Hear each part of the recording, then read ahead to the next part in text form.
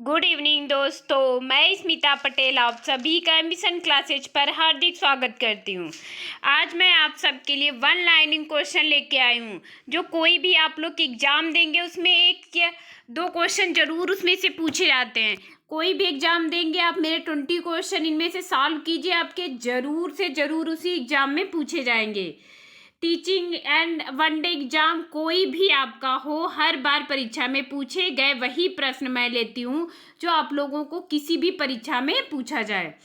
हम दूसरों की सफलता को स्वीकार नहीं करते हैं तो वह ईर्ष्या बन जाती है। यानी अगर कोई हमसे ज़्यादा सफल पता है तो मुझे ईर्ष्या की तरह देखते हैं। यदि स्वीकार कर लेते तो प्रेरणा बन जाती। अगर हम उस विद्यार्थी को स्वीकार कर ले तो वह हमारे जीवन में एक प्रेरणा बन जाती। इससे हमें मोटिवेशन मिलेगी और हम अपने लक्ष्य को एक प्रेरणा के साथ में प्राप्त कर लेंगे।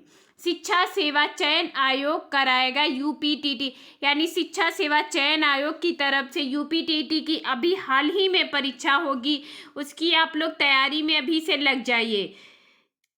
चलिए स्टार्ट करते। ये हमारे इम्पॉर्टेंट 5 क्वेश्चन मैंने करंट के लिए है, जो किसी भी एग्जाम में अभी का कोई भी एग्जाम होगा उसमें ये क्वेश्चन 5 जरूर पूछे जाएंगे। पहला है हमारा, हाल ही में विश्व साइकिल दिवस कब मनाया गया। यानी विश्व साइकिल दिवस हमारा हाल ही में अभी मनाया गया या किस दिन मनाया गया। ये हमारा 3 जून, यानी बी ऑप्शन राइट हो गया। 3 जून को विश्व साइकिल दिवस मनाया गया है।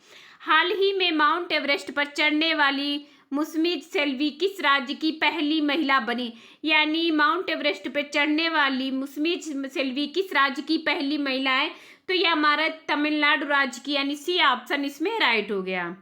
नेक्स्ट है हमारा, हाल ही में किस राज्य में डिजिटल कुछ संग्रहालय परियोजना के निर्माण का प्रस्ताव दिया गया है। यानी किस राज्य में डिजिटल कुछ संग्रहालय परियोजना के निर्माण का प्रस्ताव दिया गया है, तो यह हमारा यूपी में दिया गया। सी ऑप्शन इसमें राइट हो गया।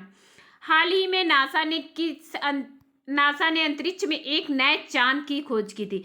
यानी नासा ने एक नए चांद की खोज की, उसका नाम क्या रखा गया। बहुत इंपॉर्टेंट क्वेश्चन है, प्लीज आप लोग एक बार जरूर ये वीडियो देखिएगा। तो इसमें ए ऑप्शन हमारा राइट हो, यानी क्वासी मून, नए चांद की खोज की, उसका नाम है क्वासी मून। ए ऑप्शन इसमें राइट हो गया। हाल ही में किस देश में महंगाई दर बढ़कर रिकॉर्ड 37.97% पहुँच गई। यानी किस देश में महंगाई दर बढ़कर रिकॉर्ड 37.97 पहुँच गई, तो ये हमारा पाकिस्तान में है। किस पहुँच गई, पाकिस्तान, यानी सी ऑप्शन इसमें राइट हो गया। नेक्स्ट है हमारा, ये हमारे वन लाइनिंग क्वेश्चन है जो हर एक एग्जाम में सटीक क्वेश्चन है, ये हर एक एग्जाम में पूछे जाएंगे। शिक्षण की श्रेष्ठ प्रविधि है। शिक्षण की श्रेष्ठ प्रविधि कौन सी है, प्रश्न प्रविधि। यानी एक लाइन में प्रश्न पूछिए, उसका सटीक आंसर बच्चे देते हैं। बाल्यावस्था में भाषा सीखने का मुख्य आधार क्या होता है। यानी बाल्यावस्था में भाषा सीखने का मुख्य आधार यानी अनुसरण।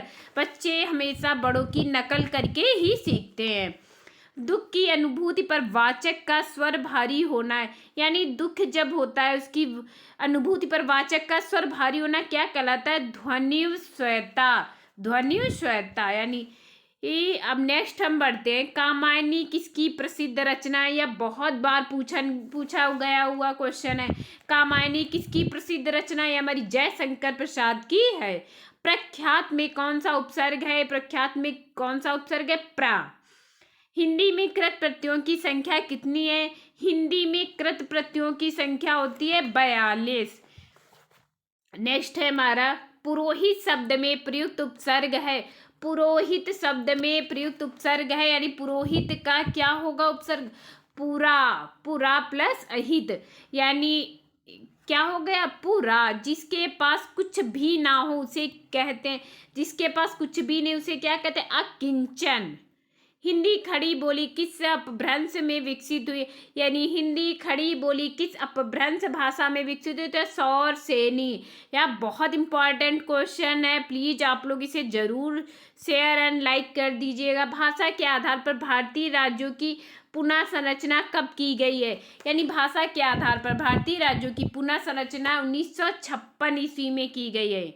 भाषाई आधार पर सर्वप्रथम किस राज्य का गठन हुआ है? भाषाई आधार पर सर्वप्रथम किस राज्य का गठन हुआ है? ये हमारा आंध्र प्रदेश का हुआ है। किस राज्य का हुआ है? आंध्र प्रदेश। भारतीय संविधान की 8वीं अनुसूची में भाषाओं की संख्या है।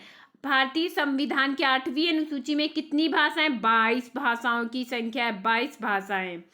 भाषा की सबसे छोटी इकाई है, ये भी बहुत बार क्वेश्चन पूछा गया है। भाषा की सबसे छोटी इकाई कौन होती है? वर्ण। हिंदी की आदि जननी है, हिंदी की आदि जननी कौन है? संस्कृत। कौन सी है? संस्कृत। का, गा, जा, फा ध्वनियाँ किसकी हैं? तो यह भी हमारा क्वेश्चन बहुत बार पूछा गया है, यानी ये किसकी ध्वनियाँ हैं? अरबी और फारसी की। प्लीज़ आप लोग ये मेरे 20 क्वेश्चन प्लीज़ नोट डाउन कर लीजिएगा एंड लाइक कर दीजिए, सब्सक्राइब कीजिए, शेयर कीजिए। Thank you class.